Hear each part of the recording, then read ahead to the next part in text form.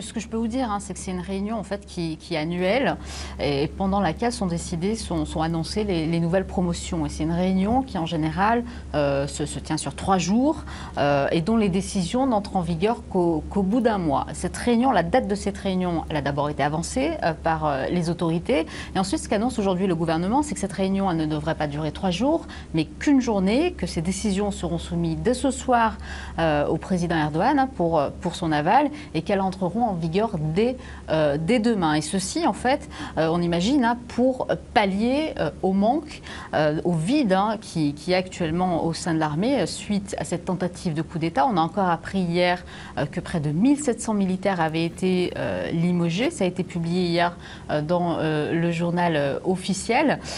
Et on a également appris hein, que des officiers en fait, de rang inférieur devraient être promus à des rangs supérieurs, ceci donc une fois de plus pour pallier au vide. Ça c'est la première chose. Ensuite, hier, le gouvernement avait également déclaré que les gendarmes et que les gardes-côtes également dépendraient désormais non plus du ministère de l'armée, pardon, de l'état-major, mais dépendront désormais directement du ministère de l'Intérieur. Ça c'est une première chose. Est-ce qu'aujourd'hui les autorités vont aller jusqu'à décider eh bien, de mettre l'ensemble de l'armée sous la tutelle du ministère de la Défense? Je dirais que c'est une éventualité. C'est une éventualité dont on parle en coulisses, qui semble encore pour le moment assez faible, mais qui serait quand même assez importante et surtout symbolique, qui marquerait sans doute la fin d'une ère pour l'armée turque, qui a longtemps été considérée en Turquie comme intouchable et comme gardienne des valeurs du kémalisme et comme gardienne surtout de la laïcité en Turquie. J'imagine que ça confirmerait tout simplement la reprise en main de l'armée par le pouvoir turc.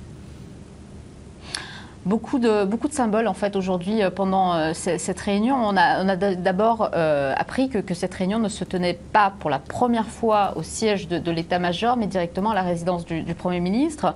Également et surtout que la sécurité de cette réunion n'est pas assurée par l'armée, donc par les militaires, mais par la police. Et tout ça, ça illustre en fait une fois de plus ce sentiment de méfiance des autorités au lendemain de cette tentative de coup d'État qui a eu lieu le 15 juillet.